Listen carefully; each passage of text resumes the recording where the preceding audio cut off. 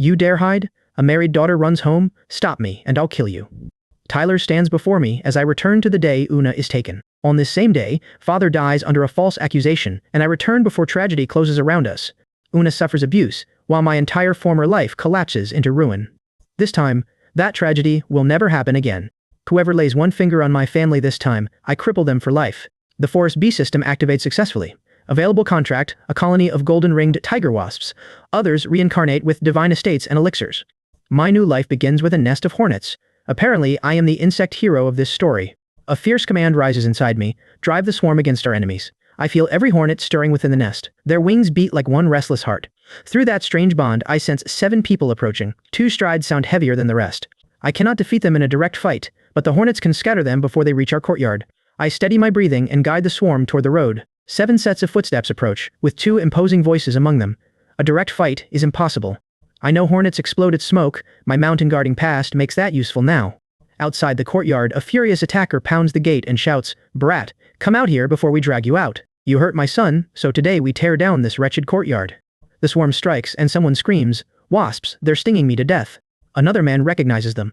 "Wasps, you dare unleash them on people? Just wait, this isn't over." Their threats fade as the attackers flee from the relentless swarm. Mother rushes into the courtyard, sees me beside the humming swarm and cries, "Good heavens, what are you doing out here?" Her alarm fills the courtyard, but my answer is firm. "Mother, don't worry, they won't dare return for now. Marcus has suffered badly, so he is certainly plotting something vicious. We must stay cautious." Elsewhere, his son proposes another method. Force fails. That old bastard hides a rifle. Report him to the commune. Marcus approves. Exactly. Illegal firearms mean labor reform for his father, then his family is ours. With father removed, they expect to control everyone remaining in our household. I recognize their scheme because it destroys us in my former life. In my former life, father carries that gun to the Joe family while rescuing Una. They report him, condemn him to lifelong labor reform, and he dies unjustly. This time, the gun must stay hidden. Kara blocks my way. Martin, entering the mountain this late at night is far too dangerous. Don't worry, Kara, you just returned, so rest properly. I know these mountain paths and I'll come back once the gun is hidden. My newly contracted hornets offer another possibility.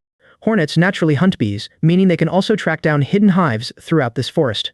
Wild honey is notoriously difficult to locate here. The system presents a choice: confirm the deep contract. With this ability, an opportunity finally opens before me. My first fortune is secured. Through Dave's vision, the entire mountain comes within sight. Those extra eyes can gather mountain goods and guard against the Zhou family at once. By morning, mountain gatherers complain, "This year is cursed. 3 days without one hive, this year's wild honey is finished." My sister scolds me for dragging her outside at dawn. "Did you hear me? If we find nothing after this, I'm definitely telling mother." My answer remains confident. "Sister, just watch carefully." Goods nobody else can find are all money delivered straight into my hands. They're over there. The target finally comes into view between the trees. I point toward it and tell my sister, "Over there, that is what we came to find." I'll return home for more sacks. Wait here and keep everything tightly secured until I come back. Elsewhere, a Zhou lackey spots me entering the mountain. That brat must be hiding the gun. Marcus has already ordered his men to ruin my family so completely that we can never recover. The lackeys celebrate their luck. The rabbit runs straight into us. Take him and the honey together. The lackeys race after me through the brush. One raises a club and yells, "Keep running, brat. Once we catch you, we break both your legs." Meanwhile, the older sister waits and realizes, he went for sacks. Something happened. He met the Zhou family's lackeys. "We'll use baskets for the honey. A little leakage doesn't matter. We'll carry it home together. It's still early. Let's keep searching for honey around the southern hillside fire site. 2 nests lie underground and 1 big nest fills that dead tree." "How do you know?" My sister studies the hidden nests, then stares at me. She asks, "Does one trip through these mountains somehow give you magic eyes? The honey smells 10 times better than the supply cooperative's stock. We're getting rich. Who calls this a bad idea now?" Those 2 thugs are long gone. Let's hurry home, this is exhausting. We emerge from hiding, unaware that one still waits nearby. The thug reveals himself. "Those hornets sting me the entire way, but you're finally cornered. Both of you and all the honey, stay here." Buzzing suddenly closes around the thug again. He throws both arms over his head and screams, "Those cursed hornets are back, get them away from me." I turn downhill at once, choosing the one path where the swarm leaves us untouched. My sister nearly collapses from fright. "How do you know which way to run? Growing up playing in these mountains teaches me." Mother's relief spills out. "You're finally back. Your father is summoned by the local commune and both of you disappear. The local commune finds no gun, leaving insufficient evidence to hold father. But this matter isn't over. Father studies our filthy faces. Where have you 2 been? Why are you covered in dirt?" My sister covers for us. After hiding the gun last night, he drags me out at dawn to find honey. I hear father ask, Martin, can you handle the Joe family's break-in too? Living in these mountains for years teaches me everything about bees and their habits. They don't sting their own people, the family marvels. Such fine honey hasn't appeared for years. Father looks at me differently now. You've grown up, you finally know how to care for this family. That gun you've always wanted is yours from now on. Handle it however you see fit. Mother takes the 2 eggs toward the stove, promising us something warm. Before the water boils, a sudden awareness cuts through my hunger and draws my attention back toward the mountain. High-value contractable beast species detected. A wounded presence presses against my senses. I follow it beyond the yard and find an animal crouched beneath tangled roots. Blood mats the fur along its side. One foreleg hangs at a painful angle, and several shallow cuts cross its back. The injuries look recent, but none appear immediately fatal. I lower myself slowly, keep my hands visible, and study every wound before moving closer. The animal tries to retreat, but its injured leg folds beneath it. Pain traps it against the roots. I stop beyond biting distance and speak softly, letting my calm voice reach it before my hands do. The shopkeeper proposes, you bring honey, this shop provides jars, and payment is split per jar. Then business begins. Come look. Wild mountain honey, jarred and sold right here. Free samples available, so don't miss out. Customers gather quickly, and the shopkeeper beams. Young man, you got talent. Bring all future stock straight here. My former life leaves me poor for decades, but it also shows me true prosperity. Those experiences remain useful. This simple sales method becomes overwhelmingly effective in the present era.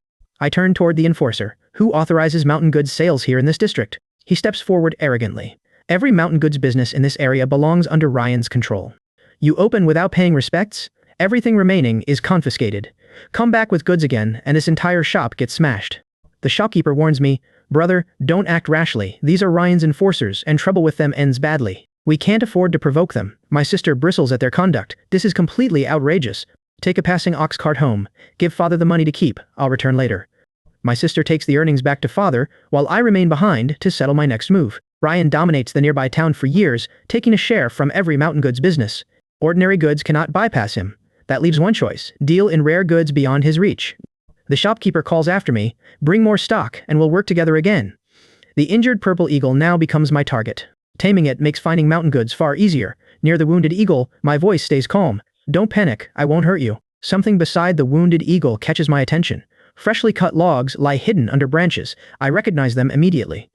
These are the same stolen logs used to frame father in my former life. Father is captain of a local commune logging team, making this hidden timber a dangerous discovery. Father loses his post over this, but the timber only proves Marcus logs illegally. The local commune controls father's punishment, and stolen timber alone cannot reverse that decision. I need proof connecting the logs, the false report, and the person who arranges both. Until then, revealing this cache only warns our enemy and gives him time to move everything. But trekking saves time, and this evidence alone can break the town tyrant's monopoly. Every log matches the amount the commune logging team lists as missing back then. The real thief cries thief first and frames his victim instead, but half a damaged ledger only supports illegal logging, it cannot reopen father's case. Marcus still holds Una, so turning this over now will only alert him. He will hurt Una, so I save it to settle all the scores together. A hostile watcher steps from cover and sneers. Just as I expect, I catch you here. Ryan reports someone secretly selling mountain goods this morning. I've caught you now. Protecting Una is bad enough. Now your household illegally resells collective property. Nonsense. The local commune already allows ordinary mountain goods to be gathered independently. The official scoffs, the commune says so. Nonsense, heaven. The local commune stands behind this officer. Today's basket is being confiscated, no arguments. Young master, why waste words? That last timber is his doing too. The accusation meets one answer. Last month's commune notice lets villagers gather mountain goods freely. The posted notice explicitly grants local villagers that freedom. A villager confirms, exactly. Our family gathers mushrooms and sells them just days ago. This is extortion, he snarls. Rules mean nothing. My family decides her fate. Una belongs to the Joe family, alive or dead. His shameless claim hardens my decision. In 3 days I will personally come negotiate her separation. Harass this household once more, and every old and new score gets settled together. My warning leaves no room for another raid. A doctor backs my warning. Confirmed abuse injuries warrant a diagnosis stamped with the health clinic's official seal. Bring her tomorrow. Everything from this entire period is recorded here for review. Every swelling date and every fading bruise is documented. She cares deeply for my sister. Keep it safe. Tomorrow, we compare the examination results and file everything together. Thank you. At that same moment, the other household seethes over my defiance. That brat grows more arrogant by the day, even demanding separation. Unless he is punished, how can the Joe family retain any standing in the village after this? Why rush at all? Tonight, throw this thing over his backyard wall. At dawn, call the local security team. Once the poaching charge sticks, he is finished. He will barely protect himself then. How dare he still even demand separation? Hurry, throw it inside, then leave. At dawn, summon the local security team. Something lands beyond my wall, and I step out. I examine the object thrown over my wall and ask the intruder, what exactly are you trying to plant in my courtyard? Young master, why scale my wall at midnight and throw in a dead deer? You framed me. My evidence answers him. A trap kills it. My gun's caliber differs. Your shoes match the wall prints, and this green rope matches your woodsheds. Witnesses and evidence are ready. Shall we also settle the illegal logging ledger tonight? I reveal the torn page recording their split profits from the illegally felled timber. Martin, this is not over. Marcus's scheme finally collapses under the evidence tonight. Yet father's punishment remains in force. This victory is only the first step forward. That black bear is the one you feed meat several days ago, isn't he? Did you become a spirit medium? Nothing like that at all. Earlier, I save his life. He follows me from then on and now refuses to leave. Then someone calls, Martin, brother, bad news. Ryan vows to smash every shop in town that buys your goods. The storefront is already smashed. Trouble reaches nearby town just as the village settles. Good. This saves me from hunting down every last person behind it. My father's warning is firm. Whatever method you find to protect this family, never show it off outside. The first bird raising its head gets shot. His warning lands just before trouble returns. A Joe relative insists Martin isn't divorced. Una belongs to the Joe family. Take her back. Another visitor then excuses himself. Before leaving, the visitor lowers his voice and warns me, be careful. Ryan's enforcers are roaming everywhere, asking who still trades mountain goods with you. I face the elder. Your son tries to frame my family for poaching. Local security has just taken him away. Proof of the abuse is in my hands. Cause more trouble, and the commune takes you too. My family closes ranks against Ryan's men. Our household's affairs are none of your business. Stay out. The retreating threat is brief but unmistakable. This isn't over. I turn to Dana. Close the rolling door. None of this is your fault. Tomorrow, I go to the local commune and finalize Una's divorce. A final threat follows. Hand the person over within 3 days, or your firewood pile burns. That settles my answer. Since you want everything counted, old and new accounts get settled together. At the commune, the ruling begins. This marriage cannot continue. Compulsory mediation starts tomorrow morning, with Tyler present. Local security brings him to sign. If the Joe family stays away, the divorce is granted directly. I thank the official and leave quickly. Every saved hour brings Una closer to freedom. Half the street is shuttered. Ryan has smashed Owen's shop, and everyone avoids me. Dana sees my condition. Are you all right? I'm fine.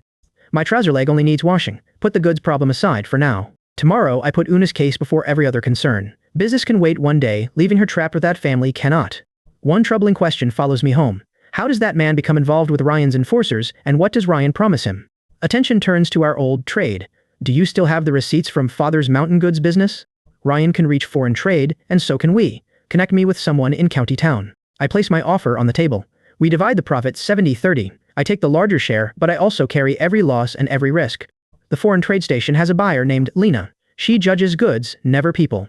Whether this succeeds depends entirely on whether your goods are strong enough. At the hearing, the official reads the findings. Tyler repeatedly beats Una and the evidence is conclusive. His poaching frame-up is also formally charged. Mediation fails, so the divorce is approved and takes effect immediately. The ruling finally releases my sister. Una, you are free now. Father faces her suffering at last. Stubborn girl, your father is blind. You suffer so much. The eldest two die young. Of you 4, your absent sister remains missing. Keep watch over everyone. At the procurement department, a clerk blocks my way. At the purchasing office, the clerk blocks the inner door and says, procurement does not serve individual sellers. Take your goods away and return tomorrow. The clerk refuses to open even one package. He pushes the sample back and says, we do not accept goods when their origin cannot be verified. Yesterday's refusal still stands. We do not accept loose goods. I hold out the sample and answer, these goods come from the remote mountain wilderness and I can provide the same quality steadily. The clerk finally lets me enter. Deliver 50 gin of equal quality in 3 days. Any difference means full compensation. Think before signing. My answer comes immediately. The goods are ready. Deliver before month end. Do not be late. Outside, an enforcer singles me out by surname. Who gives you the nerve to steal Ryan's business? Never sell goods privately again. The enforcer points at my face and threatens, next time, I break your leg instead of your nose. I wait until his footsteps disappear. Then I kneel beside the injured animal and keep my hands low. Do not be afraid. I am treating the wound, not trapping you. Its breathing remains sharp, but it stops dragging itself away. I open the medicine and move slowly enough for it to follow every motion. I show the medicine before touching the wound and explain, this powder stops the bleeding. It stings, but it keeps you alive. If you want to live, endure it. Elsewhere, an enforcer orders, search carefully. That kid must be somewhere in these woods. The searchers keep combing the forest, but they still find no trace of their quarry. He runs that way. A searcher spots movement, but another corrects him. That is an animal, not a man. The command stays ruthless. Catch the animal too. Find it. The injured animal trembles when distant voices cross the woods. I remain beside it and whisper, I am right here. They do not take you while I stand here. For now on, your name is Caleb. Stay with me until your leg heals. Ryan's enforcers search every thicket with frightening care. I hear them testing paths that ordinary traders never use. If they now comb the mountain this closely, peaceful gathering is finished. They are searching for more than stolen goods, and I need to learn what.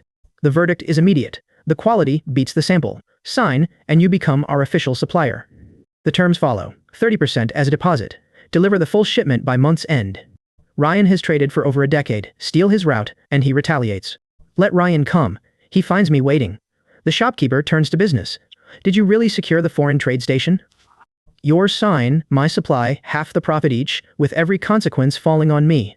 Owen's concern surfaces. You know Ryan's methods. My whole family depends on this shop. My answer follows, that is why we use your sign.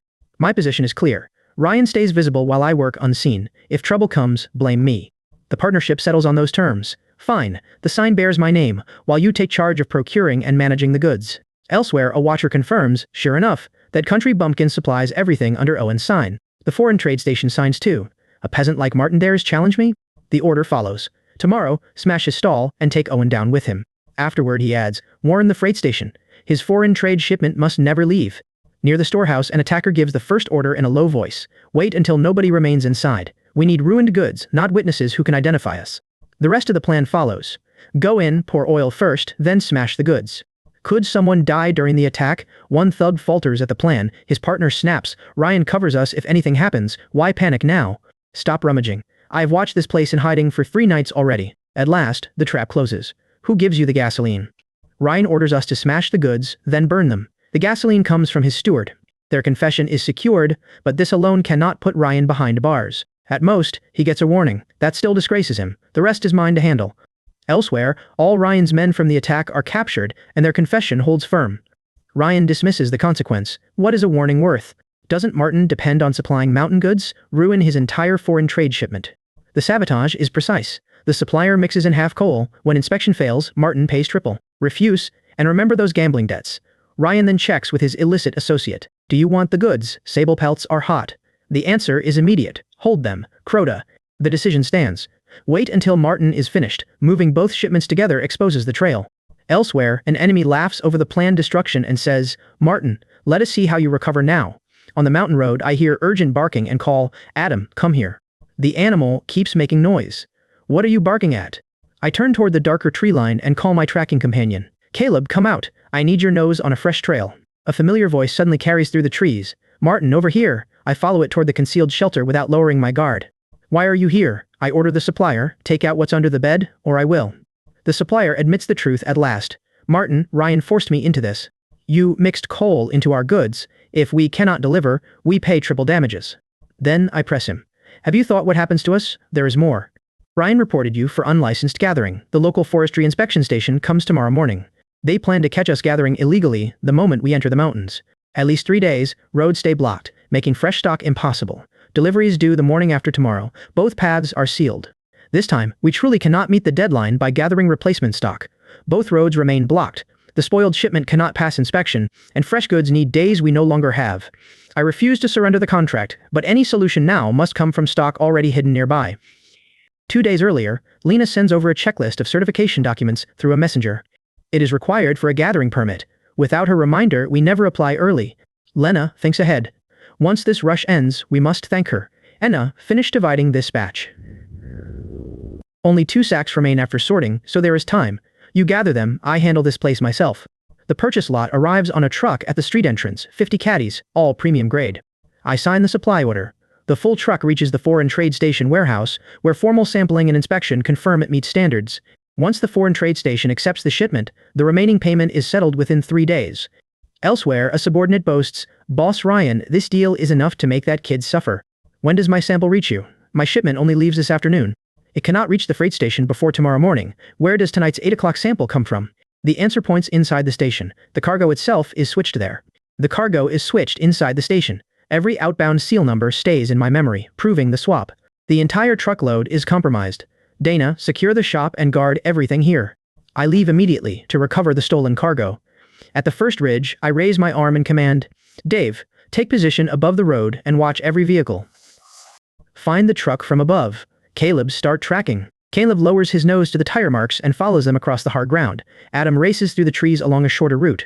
I keep between them, checking broken grass and fresh mud. Both trails finally converge beside a cargo box hidden behind the stopped truck. At the truck, I strike the cargo box with my palm and confront the driver. What is packed inside this box? Break the seal and open it now. The seal is replaced. Who orders this? The driver admits. The dispatcher assigns this route. He turns to me. Boss, the assigned route comes straight from dispatch. His entire excuse rests on a notice claiming the cargo has problems. Every outbound seal number is in my memory. The cargo leaves sealed, so who at the station can touch it? How much does Ryan pay you? Do not move. Under pressure, he confesses, 2,000 yuan. That is enough. Explain it at the police station. I file the report. The confession and transfer records hold. This time, Ryan cannot escape. I offer thanks. The complete evidence chain includes seals, outbound forms, and Dave's photographs from the scene. With nothing missing, Ryan cannot overturn it. Elsewhere, an underling cries, Boss Ryan, trouble. The driver and dispatcher are both detained. The transfer records are exposed now too. Every transfer is now uncovered. Ryan immediately issues an order. Load the rear car and move it overnight. Officers interrupt. Do not move. An officer levels his weapon and orders, get down and keep your hands visible.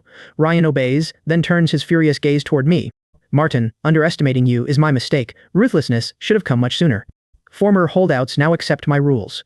No matter. Foreign trade supply is my business now. All may bring qualified goods. Standards and prices are posted. Compliant stock earns full price. The buyer laughs. Brother, why laugh?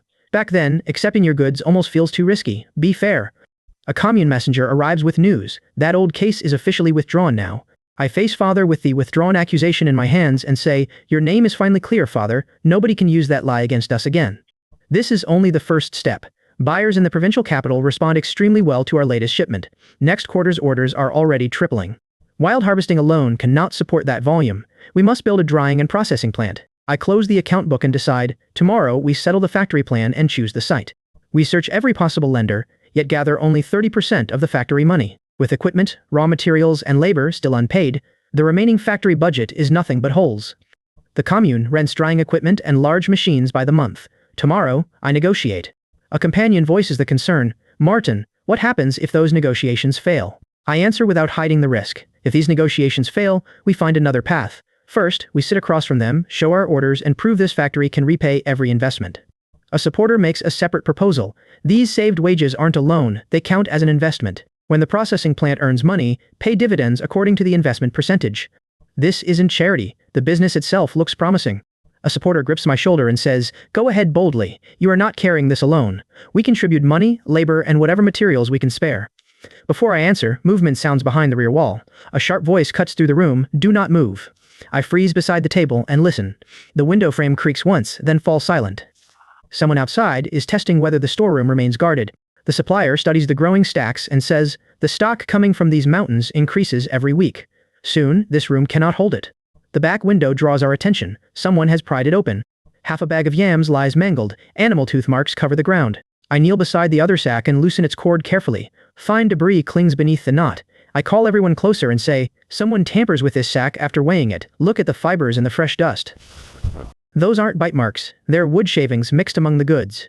I compare the tracks around the sacks and see how the trick works. Someone waits for Victor's food raids, then uses the confusion to adulterate our goods. A companion recoils from the contaminated stock and asks, who does something this vicious when the whole factory depends on clean goods? I retie the sack and answer, tonight we watch from hiding. Before dawn, we know exactly who comes through that window. That night, the intruder protests, just passing through. Your rubber shoe print matches the one beneath the windowsill. You mixed in the sawdust. The back window is also your work, and tonight you arrive here carrying pesticide. Poisoning means 10 years. Take the blame alone, or name who ordered it. He breaks. Ryan promised to clear the gambling debt. Nobody was meant to die. An official arrives, Comrade Martin. We have caught him red-handed with the evidence. Investigators search Ryan's warehouse and break open a section of wall, where they find his concealed private account book. It records every illicit batch he purchased during the early years, one transaction after another. Quality matches, handmade goods, and total production now triples. Building the factory is the right move. Yet danger remains. Hopefully, he comes again tonight. A companion studies the evidence and warns me that still is not enough to expose the whole scheme. We must remain careful. I agree, then notice a shadow beside the wall. I turn toward it and ask, "You have not left yet?" Beside the darkened wall, the same figure remains motionless. I approach carefully, listening for any warning from the yard. The figure is the companion who stays behind, quietly guarding the storeroom after everyone leaves. Thanks. Victor is one of us now, so from now on, we call him our big brother. Victor settles beside our group without threatening anyone. I pat his shoulder and say, he belongs with us now. From today onward, we treat him like our big brother. An indebted illegal factory owner on the city outskirts plans to sell his workers. He plans to move them farther away. Mia leaves home after turning 20. Since then, no news comes. She is trapped in that illegal factory. How long remains? 10 days at most. Mother offers father's ancient whistle. He made it himself for safety. Take it. Mother presses father's whistle into my hand and tells me, bring Mia home safely. This place cannot manage without you either. I close my fingers around it and promise, wait for me, I return with her. Capacity covers 3 days, quality improves 30%, and we can handle export orders. Ryan's case is closed, and the private account swap is officially pinned on the accused man. No one will dare obstruct us again. Before leaving, I assign every responsibility. Una handles production inspections, Dana manages accounts and channels, and Miles handles outside contacts. For emergencies, find Lena and wire me. Don't drink raw water. One final warning follows, don't travel at night. Once there, send word home. With the factory grounds cleared and operations established, they urge me, bring Mia home safely. Near the mountain, strangers in camouflage carry hunting gear, likely raiders targeting the forest. I remember mountain wildlife vanishing beneath hunters' hands during my previous life. A hidden hand is behind this. Hold on a few days, I'll return quickly. I secure my pack and make one final promise. When I return, I settle this debt completely. Disinfectant, gauze, and clotting powder are inside. A classmate from Zhongcheng Clinic is in Nanju. Find him when you arrive. Don't endure injuries alone. The factory supervisor checks the sanitation ledger and tells me, hygiene remains under daily inspection. Leave without worrying about production and move quickly. A companion tightens the medicine bag and urges me, every day you arrive earlier means one less day of suffering for Mia. They truly are hunting the forest's musk deer. I must return before they strike. Luke runs Zhongsheng's illegal factory, where trapped workers are sold off like piglets. He moves them deep into mountains and also traffics mountain goods and rarities. A local informant lowers his voice. He supplies the town boss and now targets wildlife throughout the mountain forest. The description confirms the man I seek. My anger rises, but I force it down. With Mia held by someone who traffics both people and rare goods, every extra day multiplies the danger. I study the road, the walls, and the smoke beyond them. This must be the place, yet rushing through the gate only gets us captured beside her. At the illegal factory, 4 guards hold the front entrance. Each watches a separate approach, leaving no clear opening. 2 patrol teams rotate shifts every 2 hours, and the rear warehouse stays locked. Behind the factory, the utility room has its own guard. He never joins the rotating patrols even when the others change shifts. That fixed post tells me the room holds someone, not supplies. Mia is the prisoner behind that dedicated guard. From outside the guarded room, I press one hand against the wall and vow, Mia, I find a way inside, and I get you out. The same gang controls both trades, goods stolen from the mountain forest and workers trafficked through the illegal factory. Both sides of the operation carry the same corruption. I need evidence that binds them together. I study the guard rotation and decide, tonight, I map every defense. Tomorrow, we move. I mark the locked warehouse, rear window, utility room, and patrol crossing. One mistake can trap Mia deeper inside or send the traffickers running with their prisoners. I therefore prepare 2 escape routes and a signal for retreat. This mission ends only when I bring her home alive. On this mission, I am bringing Mia home. Failure is absolutely not an option. Through the back alley fence breach, Dave circles overhead, Caleb covers the rear, Adam leads through a window, and I extract everyone at pre-dawn shift change. The plan looks airtight until I learn they transfer the workers at dawn. Clever. Fine. We move at 4 in the morning and catch them by surprise. I point toward the utility room. Keep watching that door. With 2 fingers, I send the flying scout upward. Track every sentry. If anyone approaches, distract them immediately. He circles silently above the guards. 2 guards hold the main gate. Wire covers the wall, leaving the east corner breach as the only blind spot in their entire perimeter. Dave, see what's inside the warehouse.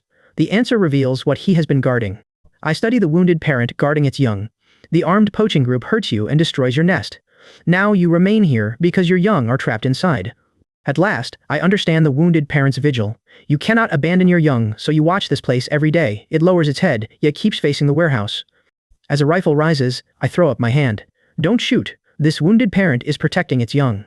Pointing toward the departing vehicle, I issue orders. Flying scout, follow it from above. Adam, track wherever the scout lands. Wings pound overhead as both companions move. The vehicle turns beyond the warehouse. Still, the scout keeps a cautious distance. Adam races through the trees below. I follow the road, watching their shadows advance. Poacher's order, sever its wings, pluck it clean. I command Dave, distract them down low. I wait until every guard looks away. Caleb, shake the net rope now. The rope jerks against the fence. Several sentries turn toward the noise. I gesture toward the opening and whisper, move. We cross quickly while Caleb keeps the distraction going. Nobody glances toward our path. Beside the dark passage, my companion catches my sleeve. The question comes quietly. What are you taking me to see? I gesture ahead, keeping us moving toward the answer. I keep the answer brief while watching the road. You need to see who uses that vehicle. Then I send my older sister ahead, where she can follow without drawing attention. Pointing toward the moving vehicle, I tell my sister, follow carefully. Keep it in sight, but stay hidden from the driver. She slips behind cover and gives chase. At the illegal factory, I study every approach. 2 guards control the front entrance. Workers cross the yard with lowered heads. A high wall blocks the side passage. I mark the rear alley and eastern corner. They offer our only quiet approach. One mistake alerts the whole compound. During another rotation, I watch both guards closely. They switch positions every 2 hours. Their brief exchange gives us an opening. I mark when both turn away. Across our rough map, I trace the rear alley. Keep them distracted above the alley for 15 minutes. That gives us time to enter, find the captives, and seize the records. My finger shifts toward the front entrance. Draw both guards away from their posts. We cross together on my signal. Nobody moves early and nobody stays behind. An officer challenges me. An illegal factory based only on these photographs. I counter, unlawful confinement and receiving poached goods. 2 felonies. The officer refuses. Cases like this wait in line. Go home and wait for official notice. At the foreign trade station, officials submit the formal report. I place the photographs beside their statement. The factory still holds its ledgers. Those records prove where the stolen goods go. An officer studies every page. I press the advantage. Raid the premises before anyone destroys them. Every hour gives the operators more time to move captives and evidence. The officer finally reaches for the warrant forms. After the raid, I find Mia among the freed workers. Her face is thinner, and old bruises remain. I step close enough for her to recognize me. Tomorrow, I take you home. She grips my sleeve and asks, is everyone all right? I nod before answering. Around us, officers count captives and gather records. For one quiet moment, none of that matters. My missing sister finally stands before me, alive and free. Everyone is fine. Father and mother are still healthy and strong. I hold my sister's hands and answer carefully. Una and Dana are waiting for you at home. They never stop believing you will return. Relief crosses her exhausted face. Behind us, a captive shifts toward the doorway. A guard blocks the escape route and points him back toward the wall. Don't move. Keep your hands visible. The captive freezes. I turn back toward my sister, refusing to let his movement steal this reunion. A guard forces the captive against the wall. Move again, and we treat it as attempted escape. That only increases your punishment. The captive lowers his head and finally stays still. I turn from the captive and face my sister. Her hands still tremble beside her torn sleeves. I ask gently, you wait a long time for this moment, don't you? Her answer carries the whole ordeal. They lure me here by promising 30 yuan a month. On arrival, that becomes the price paid to buy me. One escape ends with capture, a beating, and suspension from a workshop beam. Her story settles heavily between us. I take her hand and make my promise clear. Sister, I protect you for the rest of my life. Nobody buys you, confines you, or beats you again. I hold her gaze until she believes me. The boss claims business never forces anyone. In corners, escape stays the plan. These records can help our family trade. Southern premium goods command higher prices.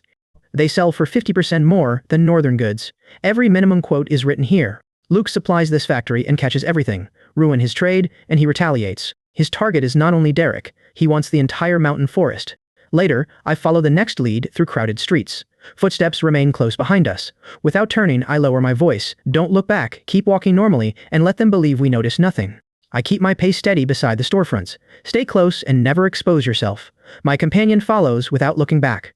We continue the pursuit under that rule, using windows to watch whoever trails us. The buyer lays down his terms. New suppliers wait 6 months for payment. Those are the rules. How much export quota remains? My price beats your last supplier by 10%. Quality is 2 grades higher. I track 7 southern exporters' quotes for 2 years. The offer lands. Mountain goods with stable supply, then the deposit is waived. The offer gives me the opening I need. I let the silence stretch, then extend my hand. Bring the contract. I am ready to sign. While the papers arrive, I memorize every doorway, worker, and guarded passage around us. Outside, Derek strays too near. Derek, come back. Now go, and don't look back. The moment my flying ally returns, I point skyward. Take off now, circle once, then keep the road in sight.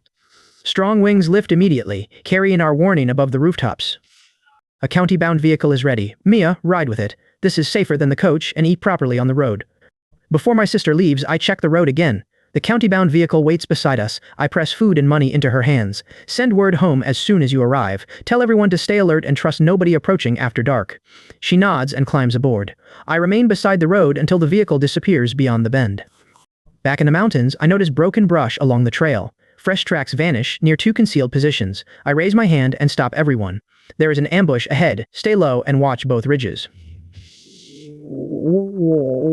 They want to wait for us. Then I'll give them the wrong trail. Every footprint, snapped branch, and scrap of cloth is deliberately planted. I study the planted trail and recognize the trap. They want us inside that dead end. Split into two groups and circle around them. We leave the false path and move through cover. Hidden wasps burst from the disturbed brush. The ambush line collapses immediately.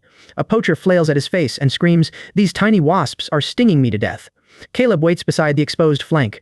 I signal him forward while the armed men stumble blindly, dropping their weapons and trampling one another. The confusion opens both flanks at once. I slash my hand toward the exposed side. Caleb, strike from the flank. Victor, block their retreat.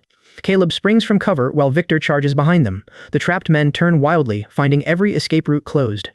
The cornered man still has a fallback. He sneers, "You came prepared, brat. You've got nerve.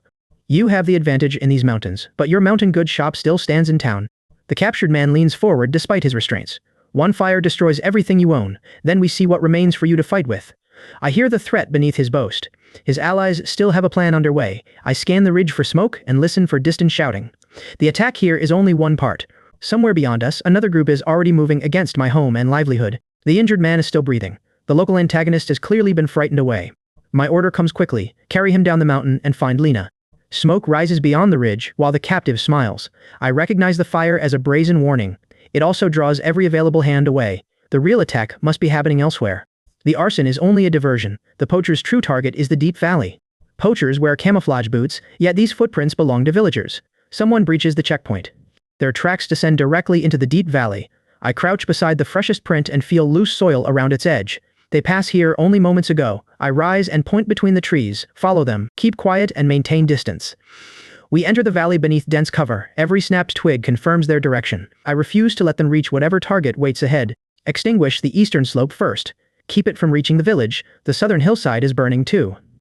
Both fires are decoys. Luke's men are in the western valley. Follow their trail. I follow the fresh trail through crushed grass. Boot marks, broken branches, and dropped bindings all point toward the western valley. The armed group cannot be far ahead now. Elsewhere in the western valley, a poacher raises his weapon. Villagers remain occupied by distant fires. The gang gathers around the musk deer enclosure. Their leader points toward the frightened animals and shouts, "Once the villagers chase those fires, every musk deer here belongs to us." Charge. Armed men rush from cover, trampling brush and cutting through the outer barrier.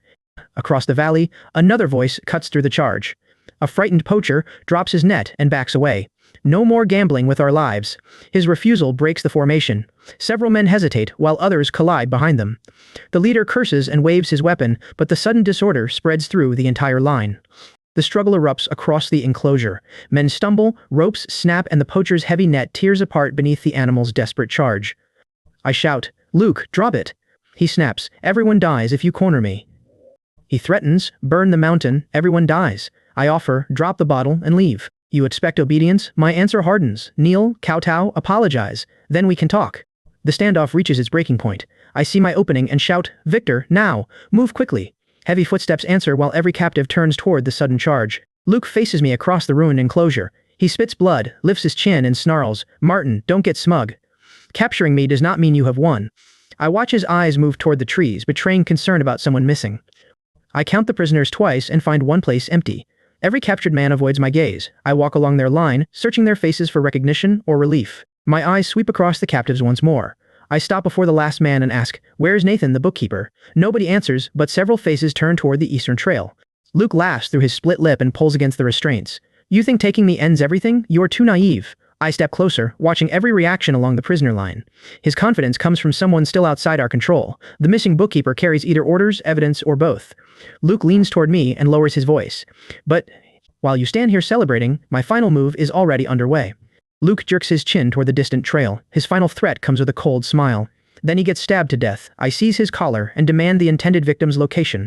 Who brought you here? A captive answers, one man escaped.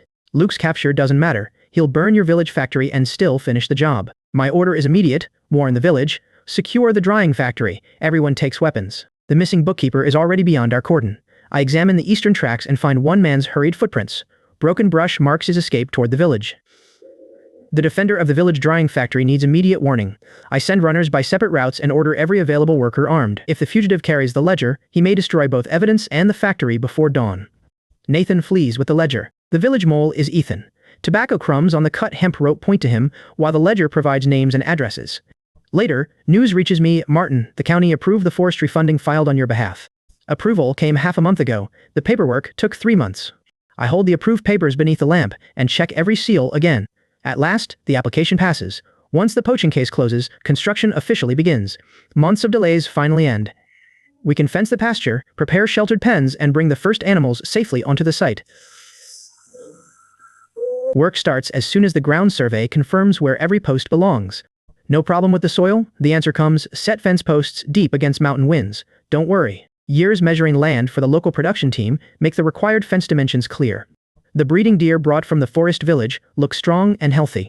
Will they accept our pasture? The answer is cautious. Test water and feed for 2 days.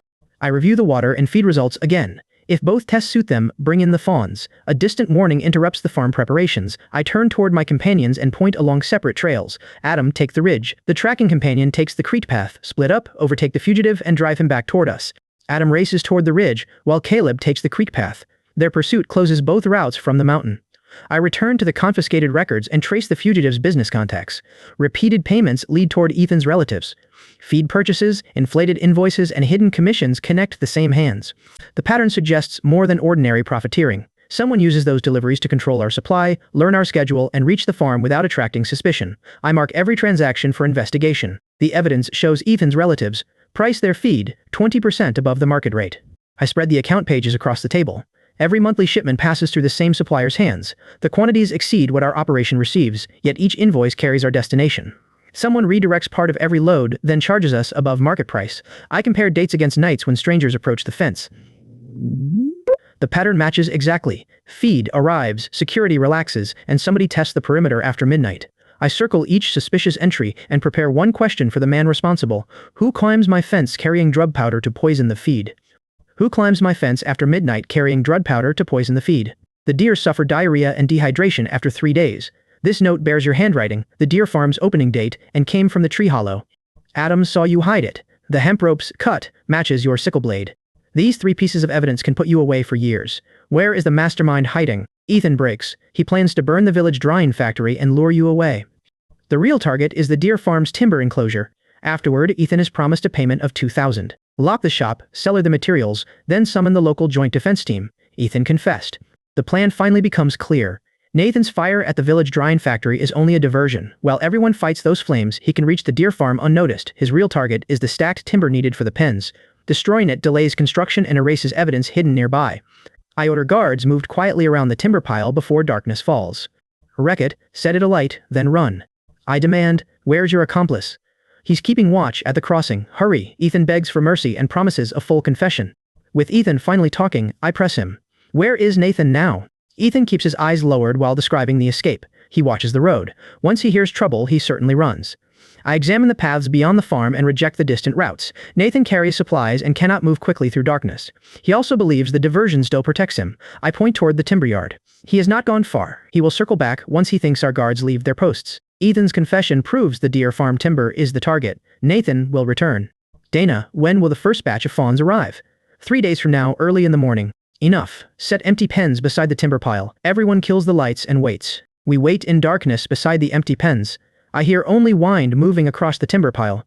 Nobody speaks or lights a lamp. At the deer farm, a voice pierces the darkness beyond the pens. The intruder steps near the timber and calls, Martin, those fawns belong to me now. I remain hidden and track his silhouette between the posts. He carries fuel in one hand and a weapon in the other. Guards quietly close both exits. I wait until he moves beyond the last cover, then raise my arm for the signal. A guard steps from behind the empty pens and levels his weapon. Stop, drop everything and raise your hands. The intruder runs toward the fence. Another guard shouts, run again, and we shoot. In 3 years, Nathan builds over 10 contact points, a network far larger than Luke's. An investigator closes the last seized ledger and looks toward me. This network keeps us busy for months. You render great service today. County authorities now prepare their formal decision. County forestry authorities appoint Comrade Martin, special advisor for the mountain forest. I accept appointment as special advisor to the local forest patrol, with responsibility for protecting the mountain forest. A county official places the sealed appointment before me. You break Loop's network. From now onward, this mountain forest rests in your hands. I accept the document and study the patrol map. The remaining routes demand permanent watches, stronger checkpoints, and trusted guards. I begin assigning coverage before the meeting ends. The enclosure passes inspection. Remaining support funds cover the first batch of fawns. Martin, this operation finally stands. The last batch of linden honey was excellent. These antlers also look good. Deer raised in your mountain environment cannot be poor. A 3-year agreement raises annual purchases 20%. We'll sign formally once production begins. I shake the buyer's hand across the signed agreement. Pleasure doing business. Our partnership begins with 30 deer, each assigned a numbered pen. All 30 enter numbered pens. Southern clients' antler orders already extend through next year. Keep the deer healthy first. Antlers come later. Martin, the provincial capital foreign trade company called. Next quarter's dried mushroom orders increased 50%. Accepted. Have Kara check capacity. The village drying factory can run 3 shifts. I check the production figures beside the new order. Every shift now has enough work. This order keeps the factory at full capacity. Our business finally stands on its own. I sign the schedule and release materials for processing. I order, unload the fodder, clear the entrance manure, and stack it away. At the deer farm, the worker grabs a shovel and hurries toward the entrance. He moves the manure downwind, then clears the drinking trough. Others unload fodder under cover and inspect every sack. I remain near the pens, watching the fawns settle. Their restless movements soon change into weakness. One stops drinking, while another lies apart from the herd. Martin, trouble. Several fawns have diarrhea and high fevers. One is already dehydrating. I kneel beside the sick fawn and steady its head. Its breathing comes quickly and its eyes look inflamed. I place the thermometer carefully, wait for the reading, then check its gums for dehydration. Reading the thermometer, I examine the reddened eyes. The fever is 41 degrees, with congested conjunctiva. This looks like poisoning. Where is the feed? Something is mixed into the fodder. Someone has put poison in the feed. Lena warns, after eating this for 3 more days, the deer become dehydrated. The worker protests, this has nothing to do with me. The evidence closes in. Only you have the duty room key, and this comes from beneath your bed. The investigator presses harder. Ethan is your relative, and both families even share the same address. Another connection surfaces. Ethan also recommends you for this job. He confesses to paying 2,000 yuan for the poisoning. The investigator corners him. Must this continue? Another 500 comes after the job succeeds. The worker finally breaks. The money tempts me, but killing the deer is never the intention. I trust the manager to handle the detained worker properly. The confession matches the poisoned feed and unexplained payment. I instruct the guards to preserve every sack, tool, and footprint.